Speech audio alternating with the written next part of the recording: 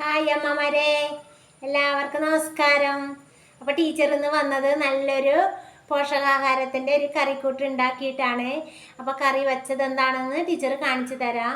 ഇപ്പോൾ കാറ്റും മഴയെല്ലാം വരുന്നതല്ലേ, അപ്പോൾ ടീച്ചറെ വളപ്പിൽ വാഴയെല്ലാം പൊരിഞ്ഞു വീണിട്ടുണ്ടായിരുന്നു. അതിൽ നല്ല കൊലയുണ്ടായിരുന്നു.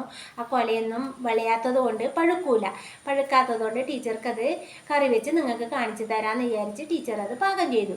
അപ്പോൾ കറി വെച്ച കായ് ഇതാണ് ടീച്ചർ കറി വെച്ച കായ്. അപ്പോൾ ഈ കായിനെ നമ്മളെ പറമ്പിൽ ഇങ്ങനെ കാറ്റും മഴയെല്ലാം വരുമ്പോൾ വീണാൽ വെറുതെ കളയാതെ ഇത് കറി വെച്ചിട്ട് കുട്ടികൾക്ക് നിങ്ങൾക്ക് എല്ലാവർക്കും കഴിക്കാവുന്നതാണ്. നല്ല കറി വെച്ച നല്ല പോഷകാഹാരമാണ്.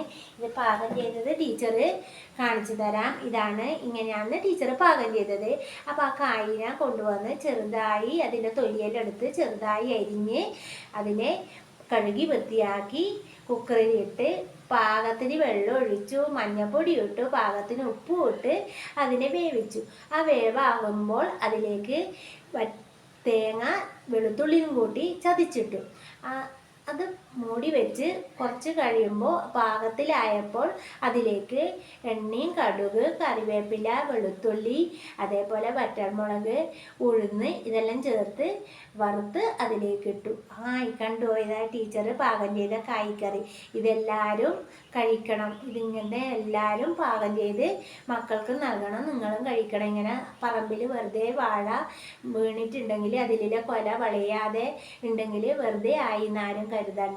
ഇങ്ങനെയുള്ള കറിക്കൂട്ട് ഉണ്ടാക്കി എല്ലാവർക്കും കഴിക്കാവുന്നതാണ്. നല്ല പോഷകാഹാരമാണ്. ഇതിൽ ഹൃദയത്തിന് നല്ല ആരോഗ്യം കിട്ടും. അതേപോലെ വൈറ്റമിൻ സി ധാരാളം അടങ്ങിയിട്ടുണ്ട്. അതുപോലെ തന്നെ നമ്മുടെ വെയിറ്റ് കൺട്രോൾ ചെയ്യാൻ നല്ലതാണ്.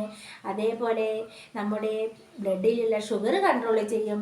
ഇതെല്ലാ ഗുണങ്ങളും ഈ കായ്ക്കറിയിലുണ്ട്. അപ്പോൾ ഇങ്ങനെയുള്ള നമ്മുടെ വളപ്പിൽ നിന്ന് കിട്ടുന്ന ഓരോ വിഭവങ്ങളും നമുക്ക് പാകം ചെയ്ത് കഴിക്കാവുന്നതാണ്. ആരും ഇങ്ങനെ കളയാതെ ഇത് ഒന്ന് പാകം ചെയ്ത് നോക്കണം. കിട്ടിയാൽ പാകം ചെയ്ത് എല്ലാവരും കഴിക്കണം. അമ്മമാരും കുട്ടികൾക്കും എല്ലാവർക്കും കഴിക്കാം.